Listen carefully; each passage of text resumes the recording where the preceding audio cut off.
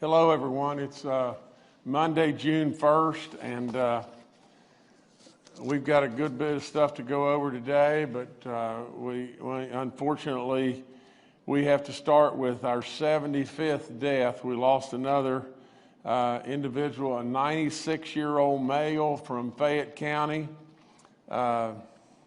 Just think of all the goodness that person brought over the decades and wisdom that was given to so many, and especially their loved ones and their friends, and so we celebrate this person's life, and I ask you again to keep this person as well as their loved ones and their family in your thoughts and your prayers. And a great West Virginian, a 96-year-old male from Fayette County. Before we go any further at all, I want to talk about what's going on in our nation. First and foremost, all of us saw what happened to Mr. George Floyd and the tragedy that was. We saw, a situation to where I don't see how in the world a thing like that could happen in the first place, and especially when an individual is crying out, and saying they can't breathe. I recognize, the fact that I can't see how any West Virginian could think that that's excusable, and we don't. But I want to go more steps further and just say this. America is the place that we all have so much love and so much pride for. And we make a lot of mistakes. I mean, this democracy is sometimes very, very difficult and sometimes really messy. We need to make change as we go forward in lots of ways, and we do that as a nation. Sometimes it comes about quickly and sometimes it comes about slowly. But America today is hurting in a lot of different ways. Now, that doesn't take away in any way the pain and the hurt that the Floyd family is experiencing, because that's bad. That's really bad. And we all recognize that. But if you look at the place we live, America, and you just think just for a second about how great a country we really are, and how the fact that we've lost in excess of 100 and some odd thousand people with this pandemic. And right behind that, like it or not like it, but we're in an economic meltdown. And if that's not enough, now we've got a situation to where we've got a lot of unhappy, or if you want to be more, severe, out of control people that are burning our cities and our businesses and carrying on in a way that surely is no good. I mean, it just hurts all of us. But if you look back and you just think just this, here comes West Virginia again. Every single last one of us believe that we have the rights, and we should exercise those to protest in peaceful manners, to get our points across, to absolutely convince others of that our points are valid, and we should recognize the problem, and we should address it. We have had multiple protests, if you want to call them that, or just people that are out expressing their rights and everything in West Virginia. But how have you done it? How have you done it in West Virginia? You've done it in a peaceful manner. You've done it in a way that absolutely recognizes you as saying, this is a problem, and recognizes the goodness that you're doing absolutely again. I could not possibly be more proud of you. Absolutely all of us should recognize that we have the right, the God-given right in this country to be able to protest. And West Virginians, if you choose to do so and do so in a peaceful manner, then absolutely you will be duly noted in every way. Now, I can promise you just this, that I hope and pray with all in me that in West Virginia we will be the guiding light again. We will be the guiding light as we've been in this pandemic, in our economic recovery.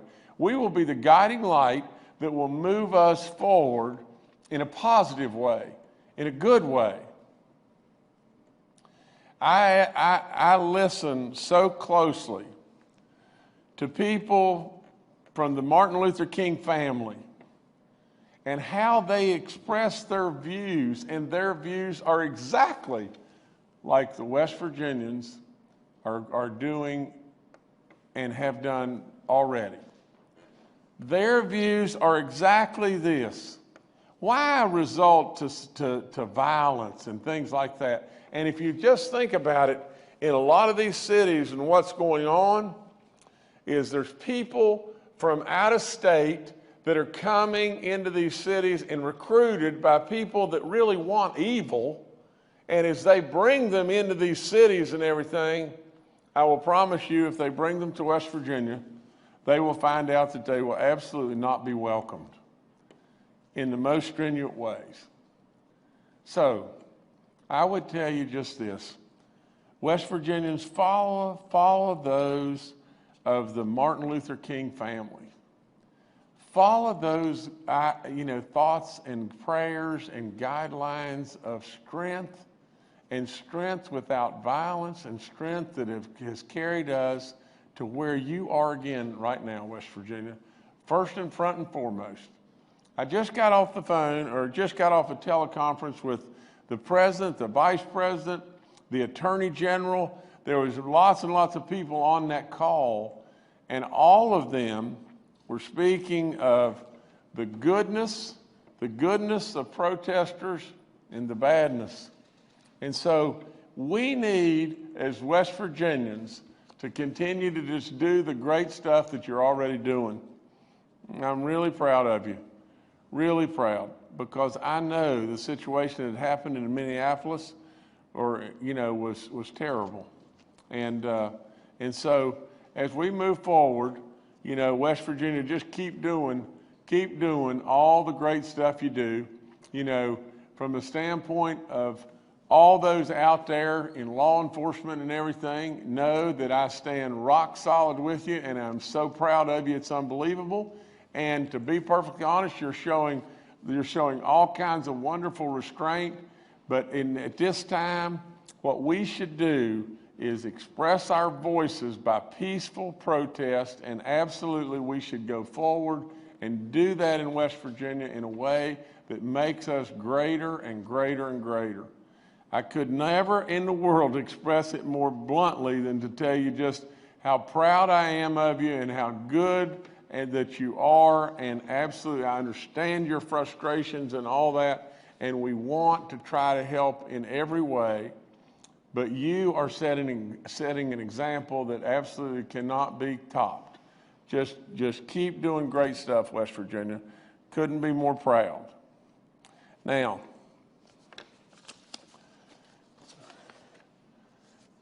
if I could jump back to our reopenings, this is week 6 of West Virginia Strong, the comeback reopening plan. A round of reopenings will begin on June the 5th. These will be the casinos and the movie theaters.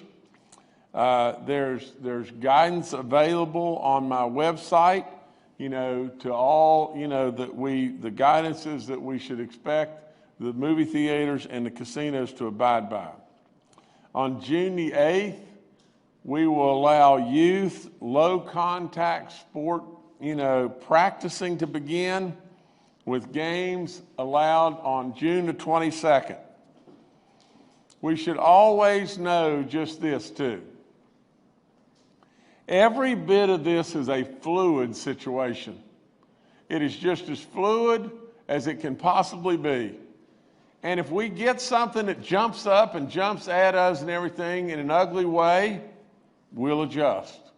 But right now, what we're planning to do is we're planning to start practicing on June the 8th and play games on June the 25th.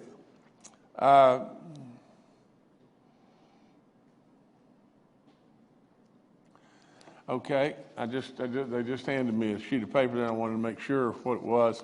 Okay, I want to report into you on Huttonsville. The Huttonsville prison update is this: all the results have now been returned, and we have two additional positive inmates, making that a total of 118 positives. All the staff has been tested, no additional positives there.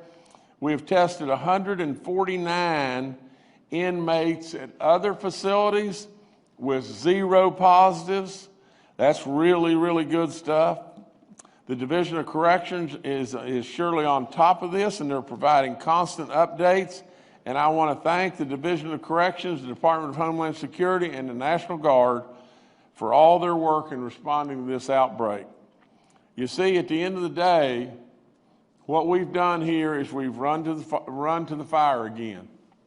And as we run to the fire and everything, we hope and pray that every one of these inmates and or staff that we have tested positive at Huttonsville end up getting well and all is well in the neighborhood. But absolutely, we also are testing those in the community, and I don't have any of the test results back on the community yet and everything, but the net of the whole thing is right now, thus far, we have tested a good many inmates in other facilities without a positive coming back. That's great stuff. And we want to just continue to stay on top of the Huttonsville situation. And if we can continue to do just that, that's exactly what we ought to be doing. As we run to the fire, and we absolutely try to put the fire out with the greatness of all the people that are working on it. Now, as far as those cities and counties that are applying, for the CARES Act money, now we have received and completed 14 of those applications, and you'll be hearing from our people, as you already, I'm sure, have, and we'll be pumping the money out to you. As far as additional free testing for minorities and other vulnerable West Virginians, they'll be testing in McDowell, Ohio, and Harrison counties on Friday. And this optional testing, naturally, we've said over and over, will be free to all residents in these counties, including those that have no symptoms whatsoever. And the DHHR and the local health departments will have support from the West Virginia National Guard, and all of them will be conducting this testing. I want to give you an update on the economics of the state. The May collections were nearly 33.7 above expectation, and so the numbers, while the total numbers still don't look very good, the total numbers are much, much, much better than what we thought they were going to be. When we originally looked at this pandemic and what it was going to happen, we anticipated that by the end of the year, we would be $500 million upside down. And on the initial look, the only way to cure that situation and get you through the end of the year was a multitude of different things, plus calling the legislature back into session and invading the rainy day fund. Now, since then, what's happened is just this. And I can tell you this without going into deep detail. The detail is surely here, but I can tell it to you just this way. What's happened is just this, is we have done better in the revenue collections, you know, in really the tail end of April and throughout all of May than we thought we were going to do. As far as our cash on hand, our cash continued to come in better than we thought it was going to be. We first thought, well, if we could get to June the 10th or 12th with our cash, it would be really good. Then we were hoping to be able to get to June the 15th with our cash, and that's with no revenue backfilling from the federal government, which I still believe they will enable us to do. Now, but then the guidelines started to change, and the guidelines started to ease back off.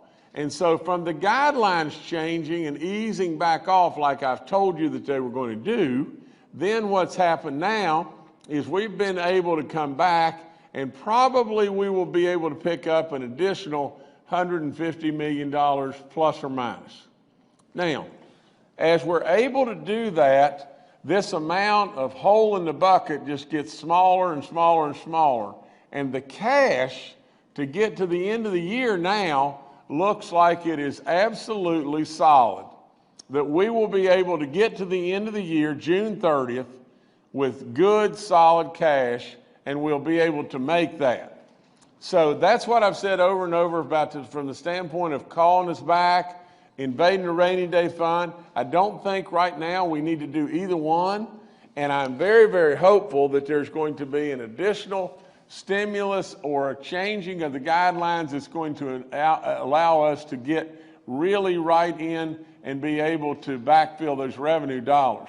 Now, you've got to know this, from the counties and the cities standpoint, every time that they absolutely change any of these guidelines for the state, they are positively affecting the counties and the cities as well. And so as they change those guidelines, the minute they change those guidelines, we'll open up another round of, you know, application process and everything for the cities and the counties, and they'll be able to go back and backfill as well. So we'll have significant dollars that should flow to the cities and the counties.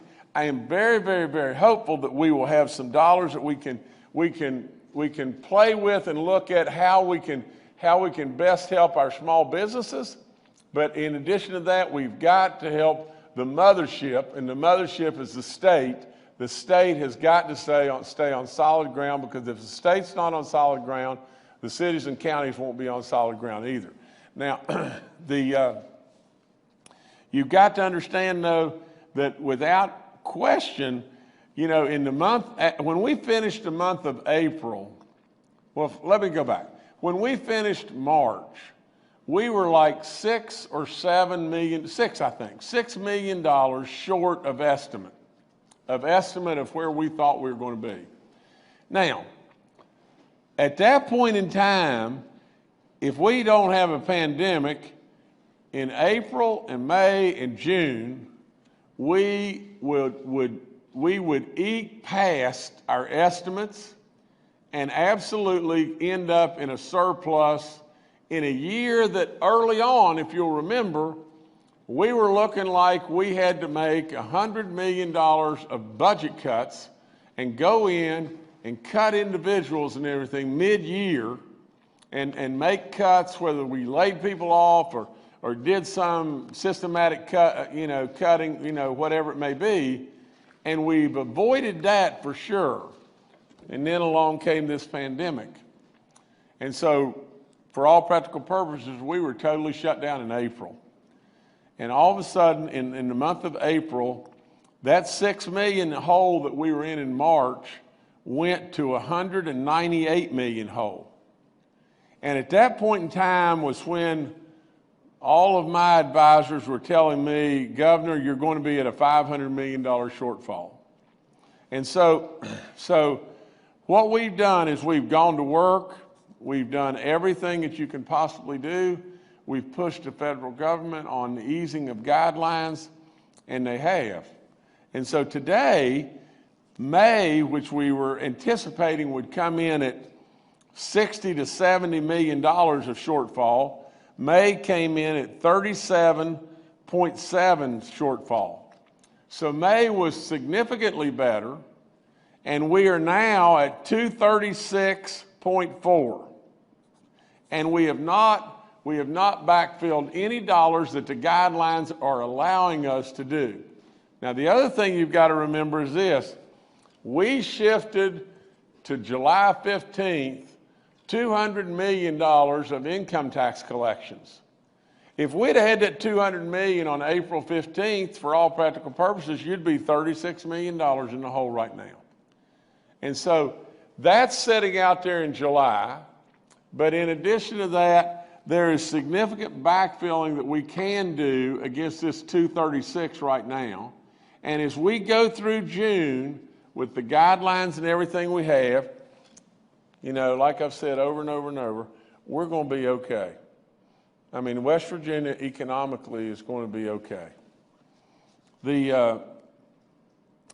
Let me just say this, that income, wage, and salary withholding tax collections were $18 million above the reduced expectations for the month, and sales tax collections were 14.5 ahead of the reduced expectations for the month.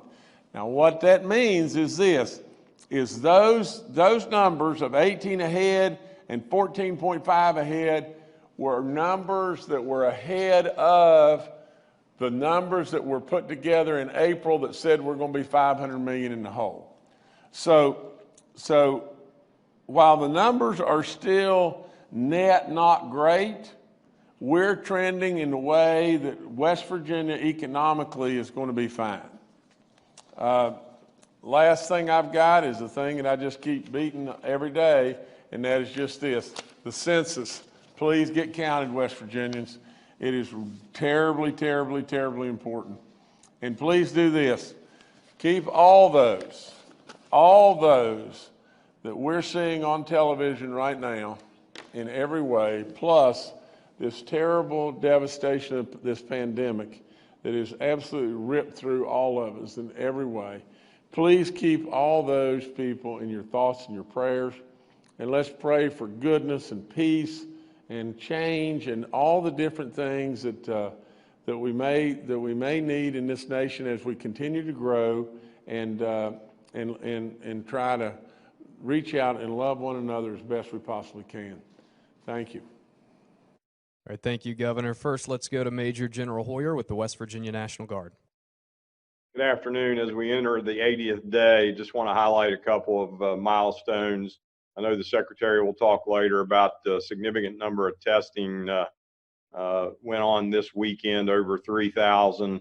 In addition to that, over the last 80 days, the Guard has assisted our local partners in packing and delivering 320,000 meals.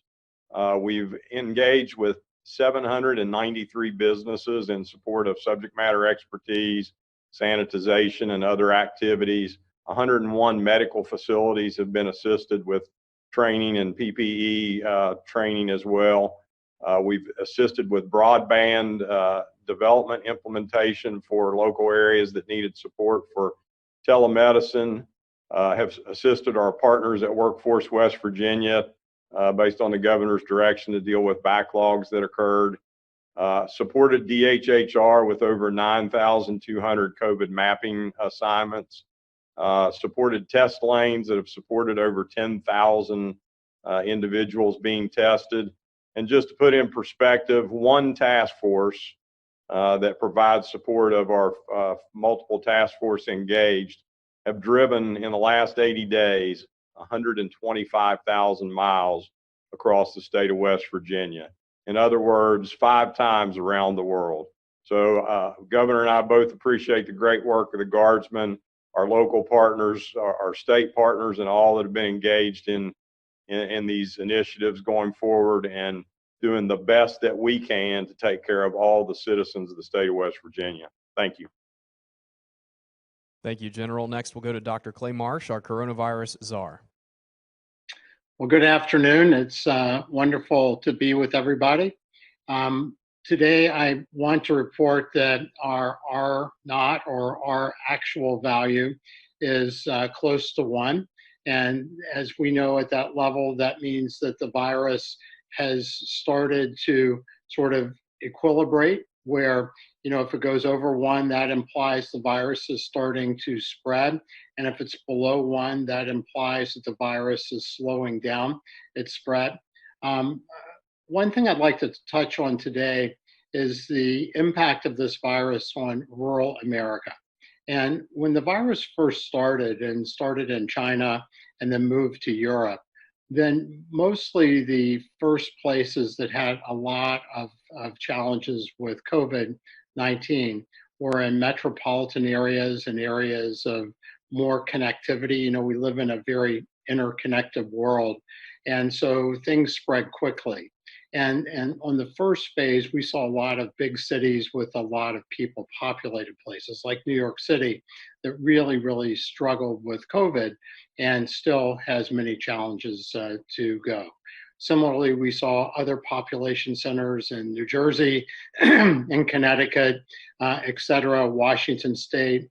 Now, California is building up.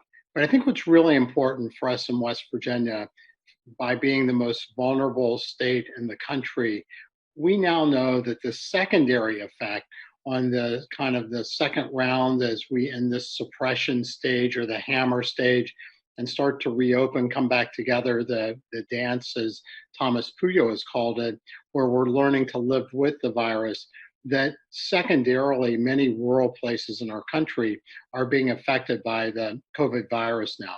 And that's happened in large part because of either congregate settings, and we've heard about Huttonsville and prisons and other food processing plants in these communities where people have gotten the virus and taken it back to the community, or also for people coming in who are either tourists or people that are coming in to work. So we have to be very cognizant that at this point, as we come back out and reopen West Virginia again, that we're going to have many different influences coming into our state.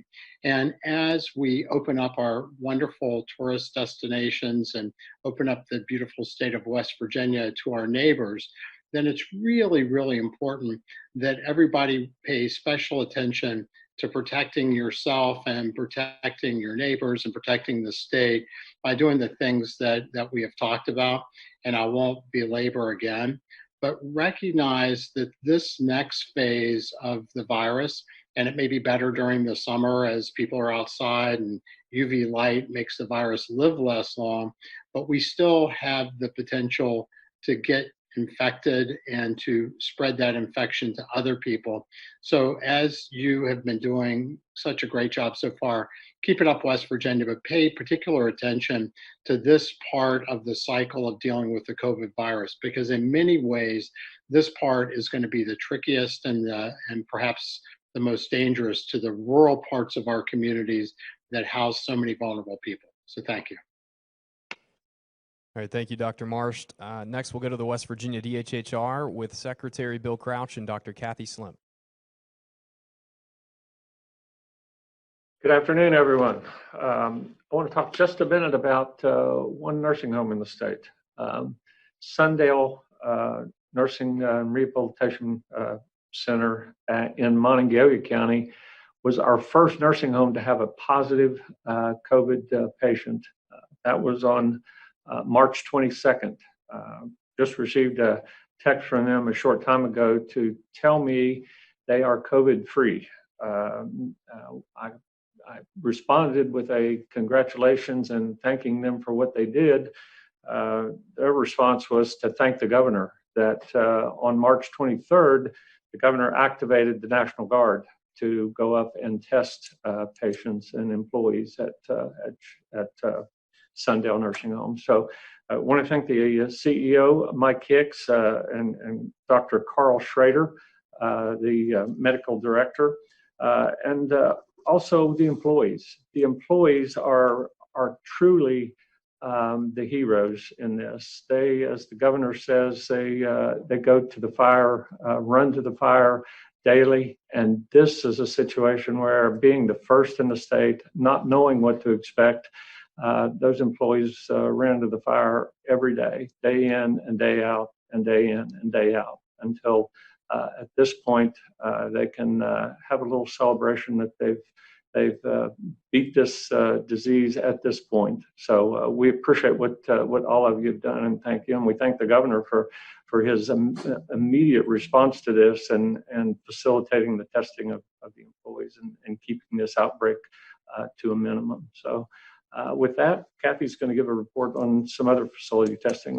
this last weekend. Certainly, and Sundale has been a great partner to work with in this investigation, and also our appreciation for the work the local health department has done in partnership with them as well. These are definitely collaborative efforts in each of these situations. To speak a little more to the testing that's been going on around the state, I believe they're going to have a slide that shows the folks that came out this weekend for the testing in Berkeley, Fayette, Jefferson, Kanawha, Mineral, and Morgan. So that was 3,371 individuals, I believe, who came out for testing. So our thanks to all who worked to operationalize that this weekend and who participated and came out for testing. The reports for week one's testing, which was Berkeley, Jefferson, Mercer, and Raleigh, that report is up on the website under public, listed there. And then the week two report has also been posted there, and that was Cabell, Kanawha, Marion, and Mon. Again, covering about 3,058 individuals in that one.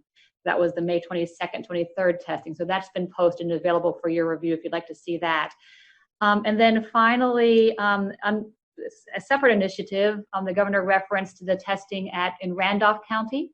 That went very well this weekend. That was under the leadership of the local health department and local partners and with the National Guard and DHHR. They had 808 individuals attending.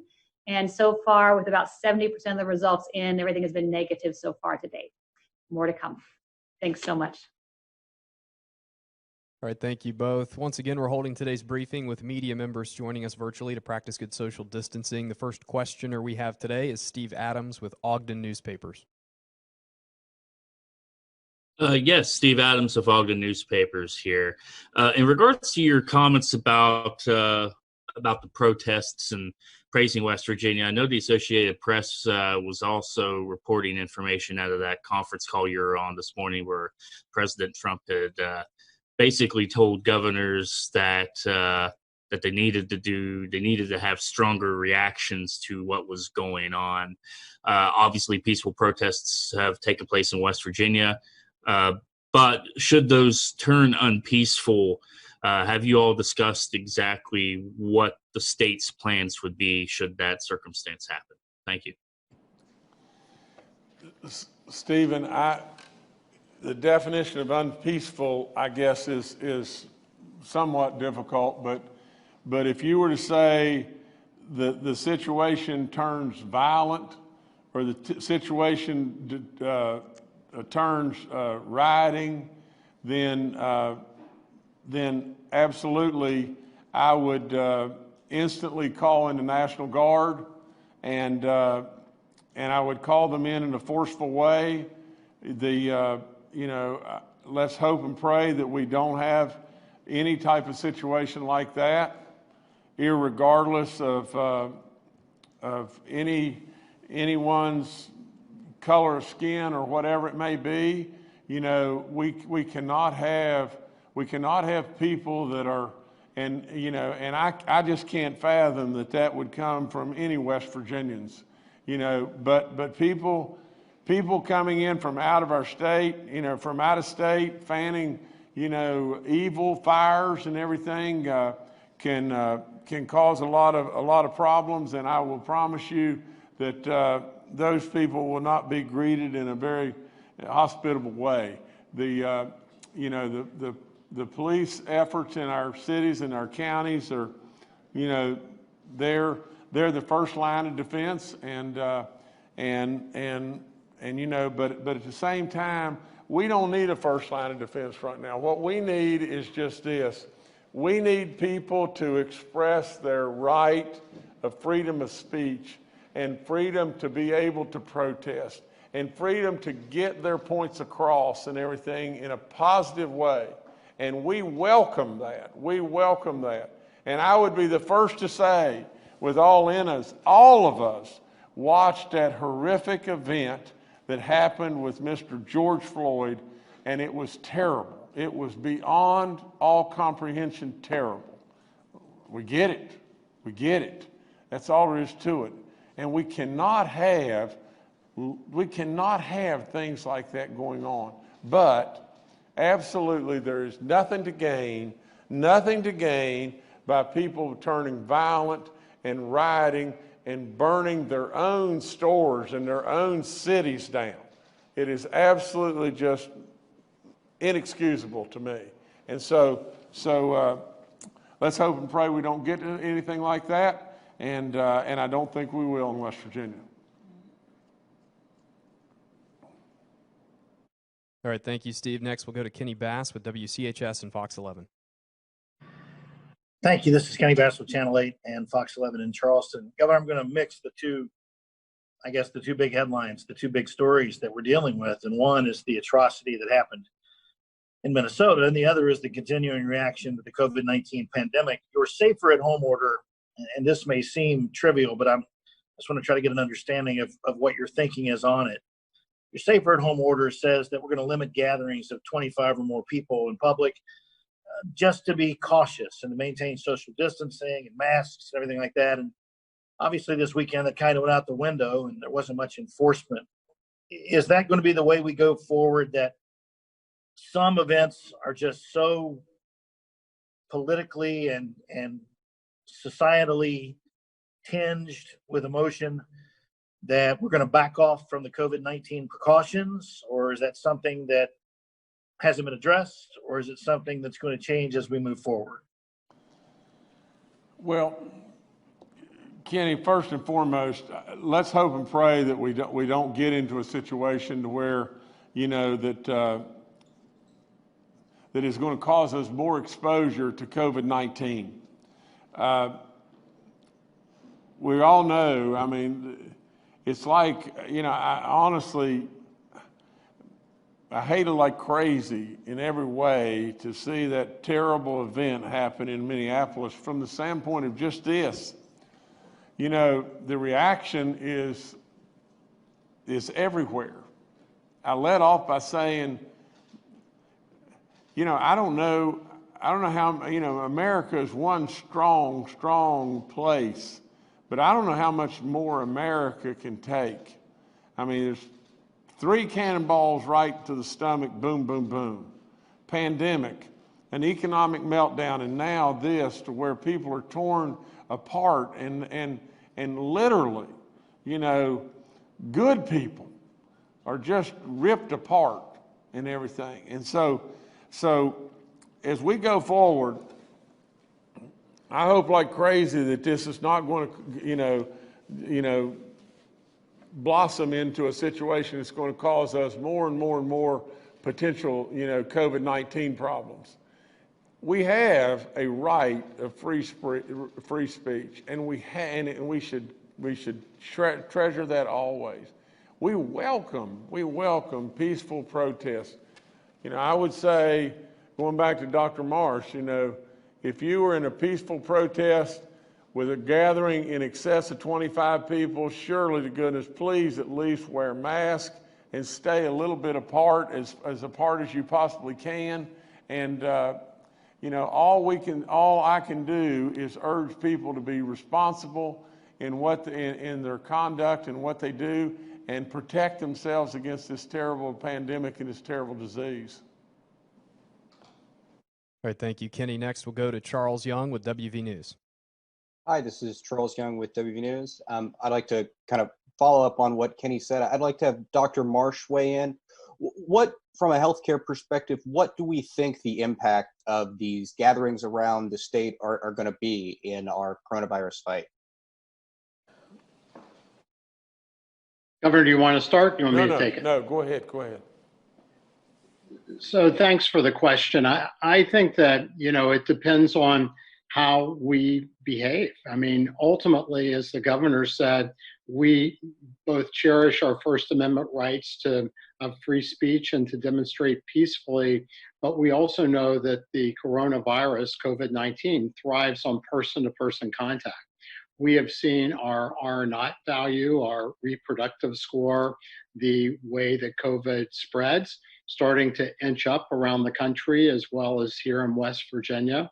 We are counting on our citizens to do the great job that they did in this first part of the COVID pandemic. But as the governor said, there is multiple different issues that have now coalesced to really make the spread of COVID much, much more likely all around the country. And the same is true for people in West Virginia. So if you do feel the need to go protest, which is great, then as the governor said, we recommend that people wear face coverings or face masks. And again, remember, you're protecting others from you, not just you from others when you wear the face mask, which says that you care about the people with you. And stay outside as much as you can when you protest. And then ultimately, if we can stay some distance away from each other as we're walking, that would help as well. But the key, I think, is be in a face covering, a face mask, and try to keep your peaceful protests outside. I think that's the two things we can do to have the best opportunity to give people that right to protest, to take their First Amendment rights safely, and not necessarily accelerate the spread of the COVID virus. Thank you, Charles. Next, we'll go to Katie Coyne with the Charleston Gazette-Mail. Hi, so Dr. Marsh, you talked briefly about rural areas and how we could see more of an effect there. As everything is reopening, other states have taken to taking down information of people with contact tracing in restaurants, businesses, stuff like that. Is there anything like that going on here? And if not, what is the threat of having more people in a place without knowing how to contact them if, there is an infection there? And just if we have a ballpark number, how many contact tracers are employed and working in the state right now? Okay, I think Secretary Crouch and Dr. Schlemp maybe can handle this question a whole lot better than I. I'll just mention, this is Bill Crouch. Thank you, Governor. I will start by first thanking our DHHR employees. We had 33 was the last count I had last week who have signed up for training and who have become contact tracers. So we have a lot of employees who are still working from home and are fitting this into their schedule, and we appreciate that. We're looking at a number that somewhere in the neighborhood of 275 or so. Kathy, I think, has more information on the exact numbers we have. Yeah, and I think we need to start with the fact that most of our contact tracers are really at the local level, and that's what's been happening all along. So health departments have worked to reassign employees. I was talking to one yesterday that's got 10 or 11 that have been reassigned and working with partners to do this work. And it's not just contact tracing. It is a case investigation and then following individuals through the contact tracing process and then the management of the situation to follow. So that really has happened through the network of local health departments working with partners in this work. And they have experience in doing this every day with other diseases as well and know their communities. So they have been rapidly expanded their local capacity, and we need to continue to support that development of expansion at the local level of that capacity and infrastructure.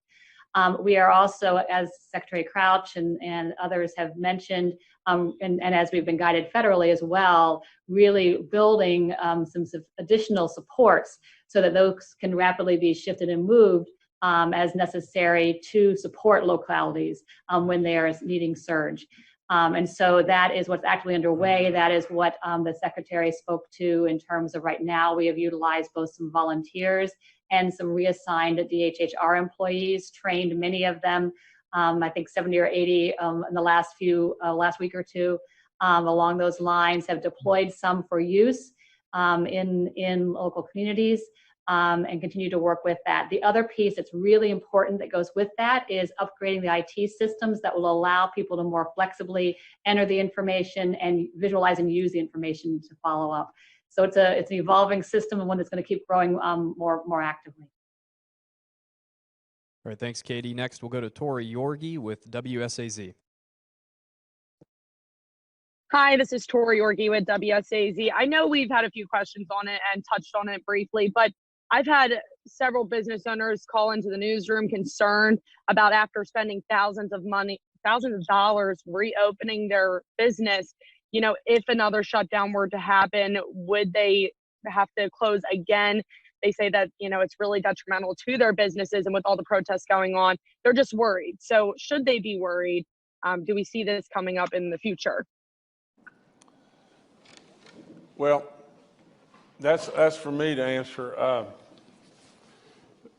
They ought to be worried. That's all there is to it. We're dealing with a invisible killer in this pandemic. We don't have a drug that's going to turn it to a common cold yet. We think that's coming right around the corner. We think there's a vaccine coming right behind that. We have an SBA, the original small business administration loan was to be forgiven if you had a payroll over 8 weeks. That's been expanded to 24 weeks now, thank goodness, because a lot of our people, we're still not back to work over the 8-week period. And so the federal government, as you'll see, is trying to continue to work with us.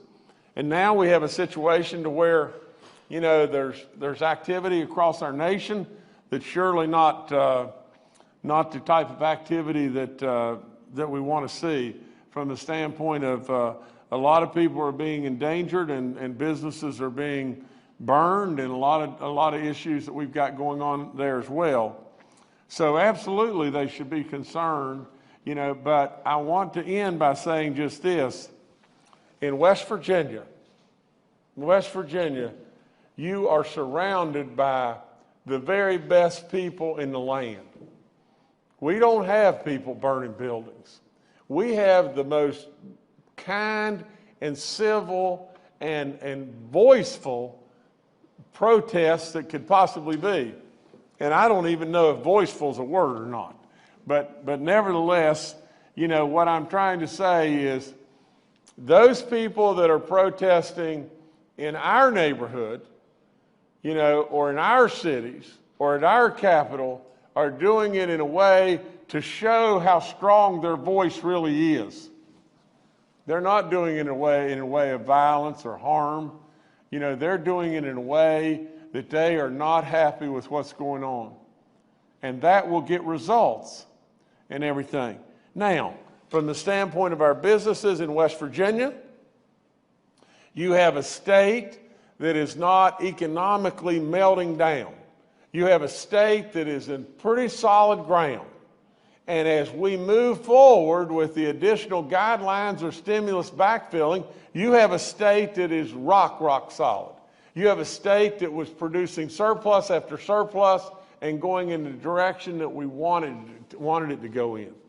Now, from the standpoint of a state that is prime in the focus of the whole world as the state that pulled off the miracle beyond belief with the pandemic, the state that's growing and building surplus after surplus, the state that people are going to want to come to, absolutely, you should not be concerned. You should be enthusiastic and absolutely delightful over the fact of what is about to happen and what is going to come to West Virginia.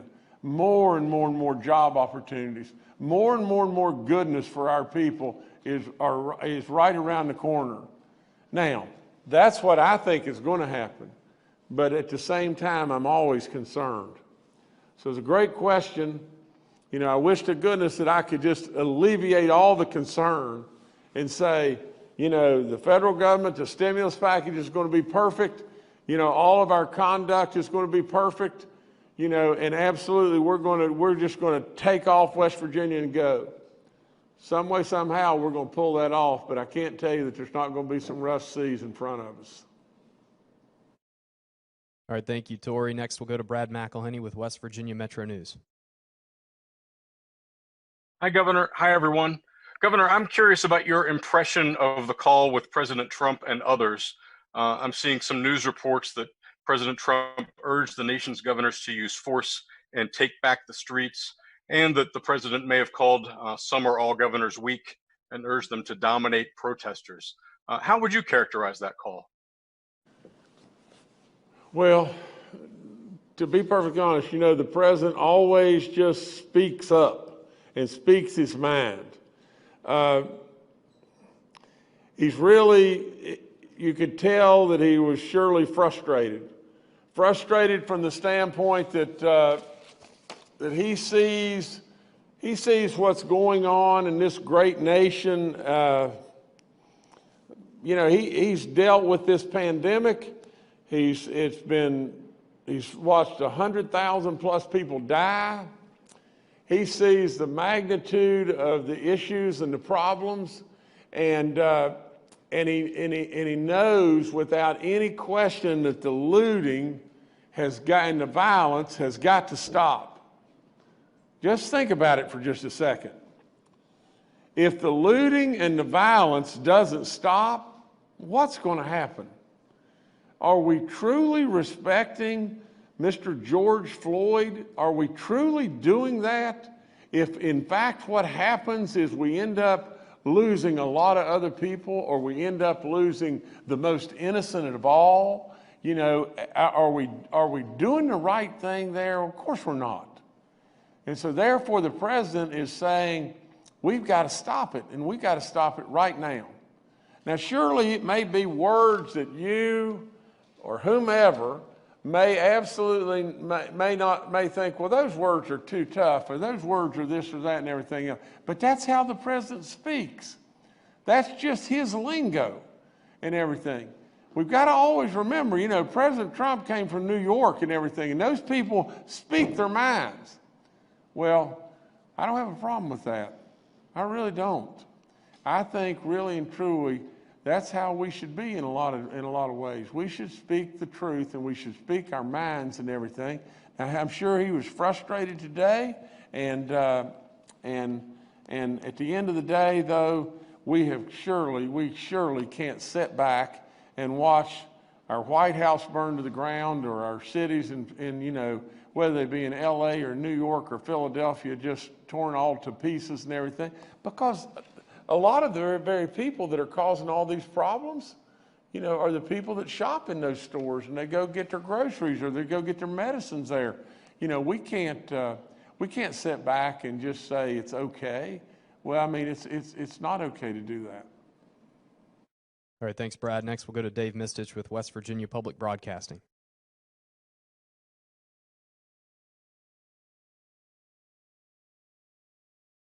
All right, looks like we're having trouble connecting there. How about Paul Mullen with WCBC? Paul? Good afternoon, Governor. Good afternoon, panel. Question about the towns and cities and counties that have not filed for CARES Act money. Governor, you referred to this last week.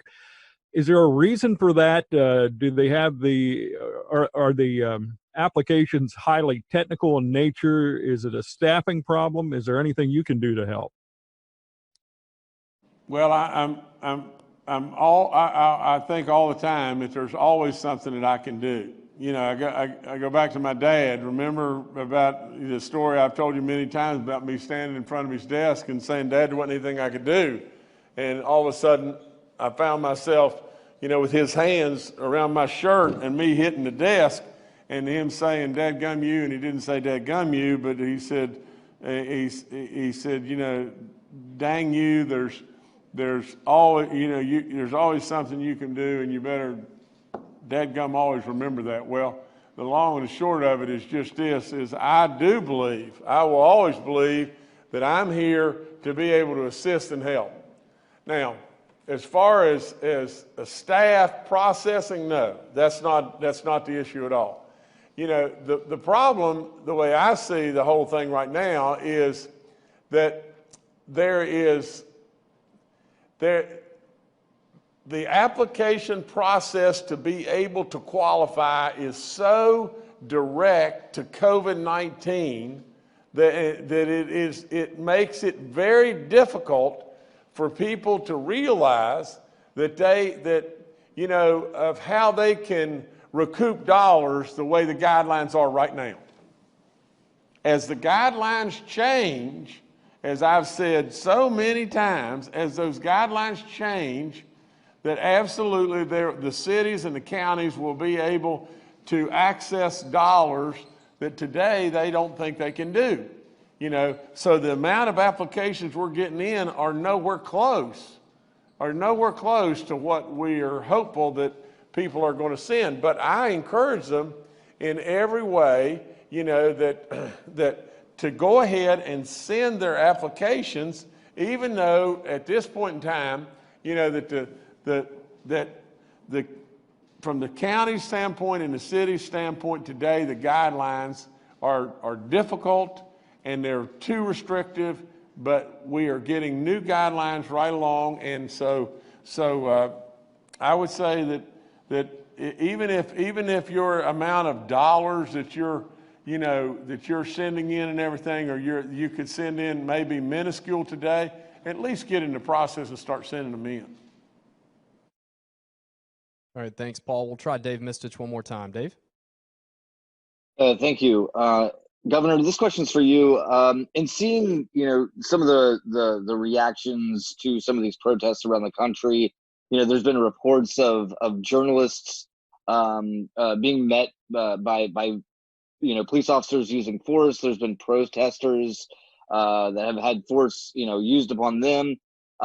So far to date, have you given any instruction to West Virginia State Police, the National Guard, Homeland Security, any law enforcement in the state on how to handle these situations?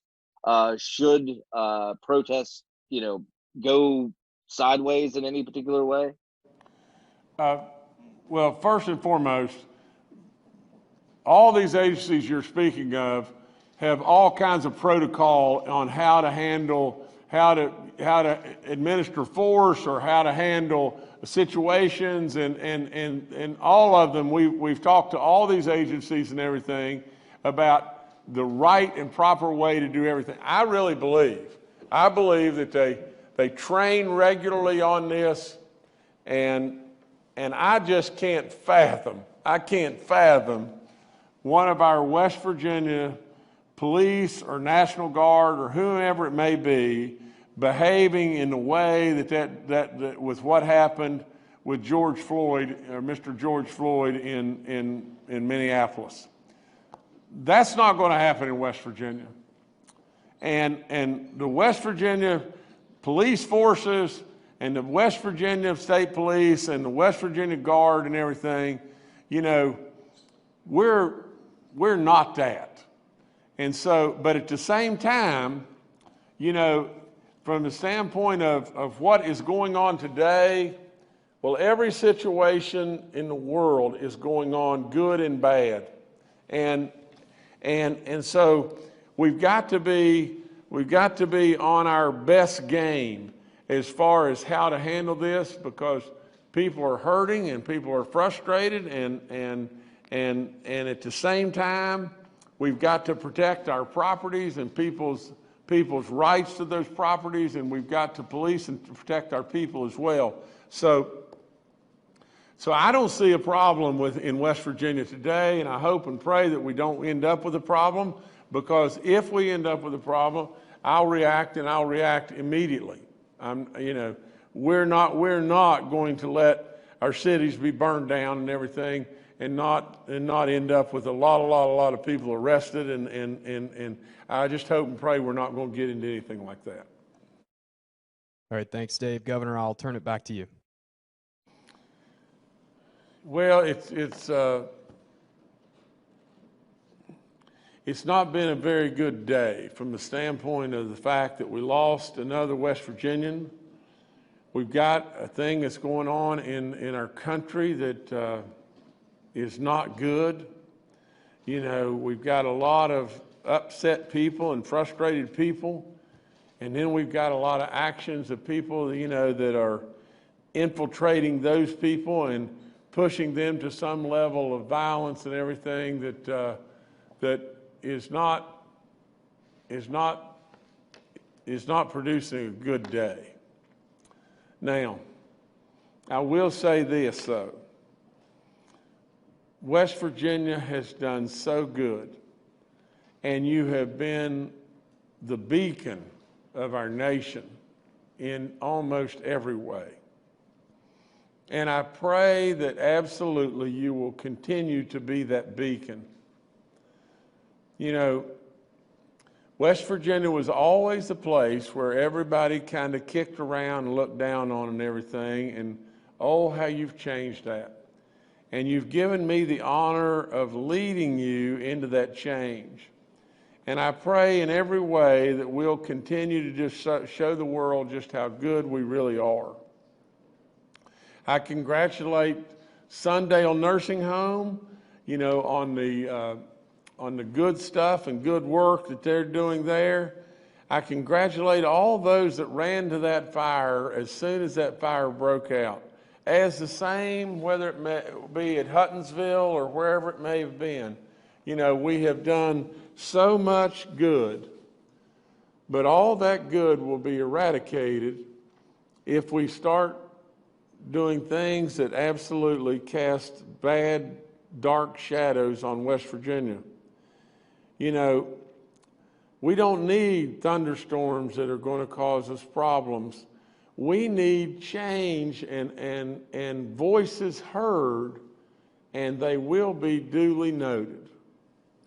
Now, I say over and over and over, you know, that if you'll just look at Philadelphia, or you'll look at maybe New York or wherever it may be, what's to gain? What's to gain by all the pain? What is to gain? You know, there's no question that what went on in Minneapolis was bad, just bad. I don't care whomever it may be, any and every police officer would say disgraceful.